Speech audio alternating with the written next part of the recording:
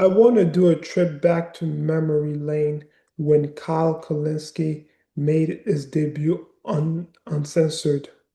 1 year ago today was when Kyle Kulinsky made his uncensored debut on Piers Morgan. So here.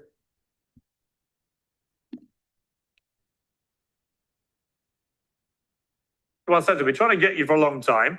Let's have a little chat with you before we get reaction from the panel. But why did the Democrats blow it so badly, and what do they do to avoid this happening again in 4 years? I mean, the simple answer. No. The reason why the Democrat blew it badly is because they were not for democracy. Because if they were for democracy, they would have actually run a primary. What do I mean by that is actually RFK Jr. originally wanted to run for the Democrats, wanted to run as a Democrat, but the Democrat fixed the primary so Biden wouldn't, so that way he could not challenge Biden for his nomination and potentially dethrone him and be the better candidate to beat Trump. Kamala Harris was the most unpopular vice president since Dick Cheney. All this Kamala Harris hyped was all manufactured because when she actually ran for president in 2019, she couldn't even make it to the Iowa caucus. For them, for the Democrat not to blow it again is if they actually run a primary in 2028. So, for example, if let's just say they don't fix the primary in 2028 and Stephen A. Smith run and win the nomination, then he's the one who should be the nominee for the presidency in 2028.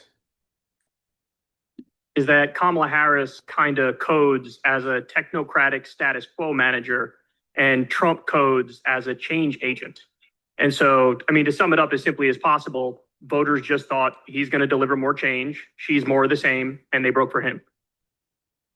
Who would you like to see run the party now? I mean, what's the future of the Democrats looking like to you? Jon Stewart. I've been pushing that since the day Trump won this time around, because what we need is, honestly, a controversial, charismatic celebrity might make all of the difference, but it's that mixed with Bernie Sanders' policies of actually delivering social democracy for people, raising their pay, getting them health care. I think that's the magic stew. And honestly, I think it's a shame that more people aren't talking about the controversial, charismatic celebrity portion of Trump being so successful, is that you can't keep the cameras off him. He's entertaining. Love him or hate him, you can't stop watching him. And so we need to sort of mirror that on the left. And I think the way of doing that is Jon Stewart. And Kyle is actually technically right that, yeah, because Jon Stewart can regurgitate all of his talking points, but I still believe he will lose. But what I will say, I would like to see if Jon Stewart ever run for president, I would like to see him go against Tucker Carlson. I would like to see Tucker Carlson and Jon Stewart run against each other for president of the United States one day.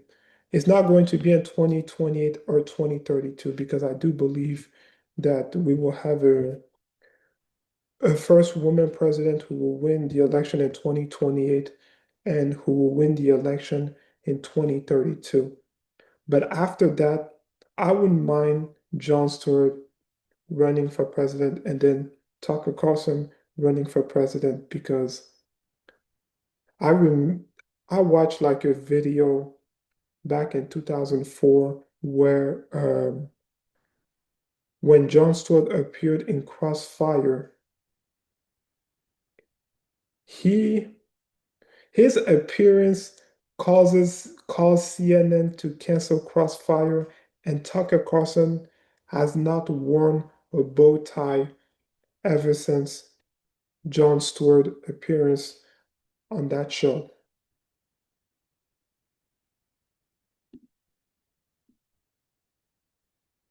But I would add to that what Bill Maher's been warning for a long time to liberals, speaking as a liberal himself. And I'm pretty much where he is politically, I think.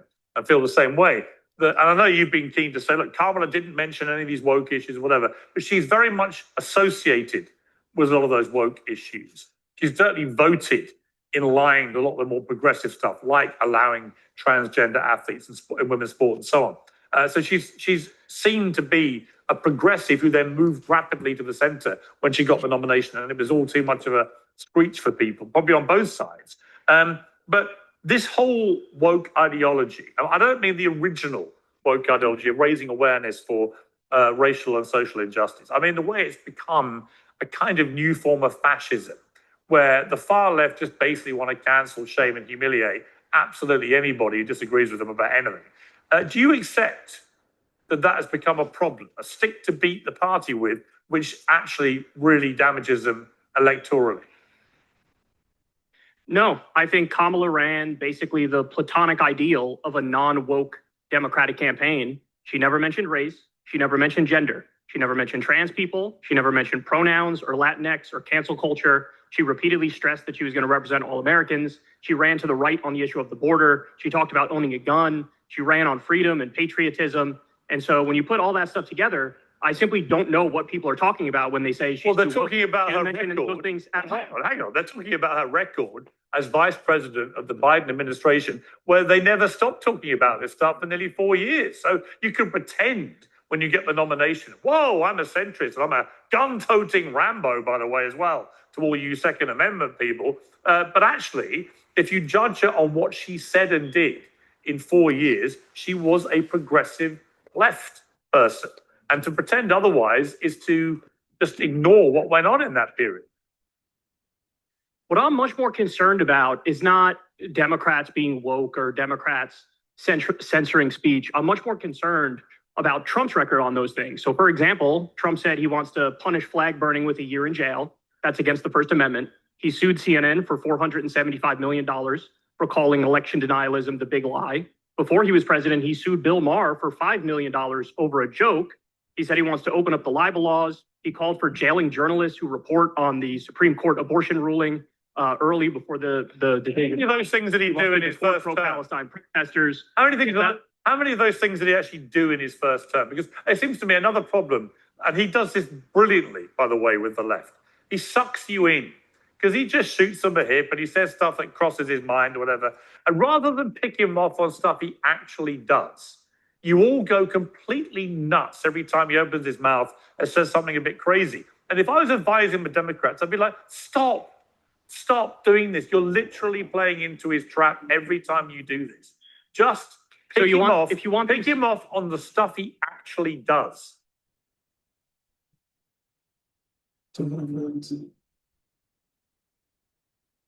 Then you got a better chance. All right, I'll do that. Here, ready?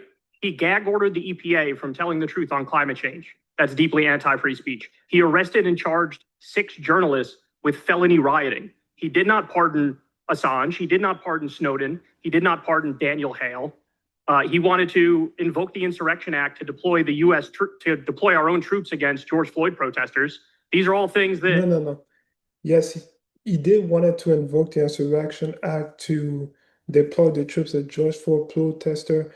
But the part that Kyle was living is George Floyd protesters were violent, and this is why he deployed the troops to stop the violence that was happening in the street of Minnesota after the outrage of George Floyd's death.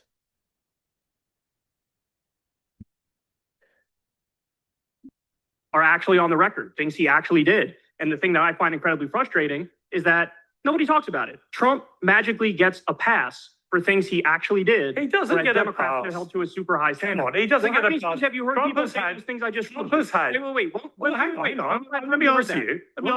Trump has had the most unrelentingly hostile media from a mainstream media that is largely staffed by liberals. We know this because the way they all go nuts when their paper wouldn't come out and endorse Kamala, and they all resign, so they reveal their true colors.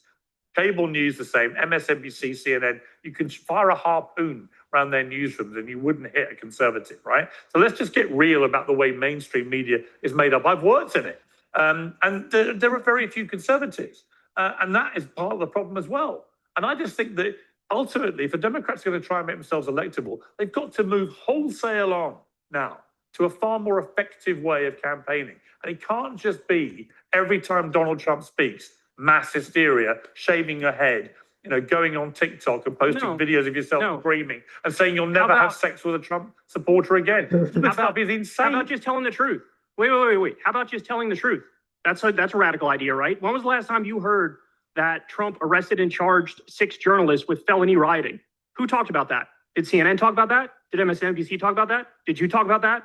Nobody talks about it. And the fact of the matter is Trump attacks Democrats 4 times as hard as they attack him. Yeah. So if anything, the lesson to take away is the opposite. Democrats should get more arrogant, they should get more aggressive, and they should tell the truth more. Come on, Kyle. You know that would be utter suicide. That's the truth. You know what? You wouldn't be as good at it as he is, because he does it with humor. You lot all do these incredibly straight-faced, virtue-signaling, I'm outraged, black everything faces. And it's like, if you all just chilled out a bit, have a bit of Kool-Aid, No. have a bit of a laugh. That's why I said Jon Stewart. Death by mockery. Well, actually, you're run a right. comedian Jon here. Stewart gets exactly the right tone. On that, I agree with you. That's right. Yeah. Yeah, We he does. agree. Yeah. I agree. Let's bring in Nina Turner. Yeah. So overall, I think Kyle did the best job in Piers Morgan out of all the left-wing political commentator who did an appearance at Piers Morgan. I think Kyle had the best appearance on that show along with Brianna Joy Gray.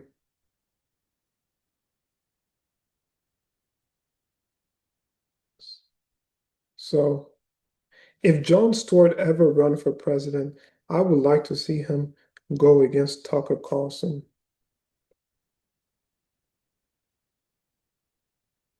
But that's all.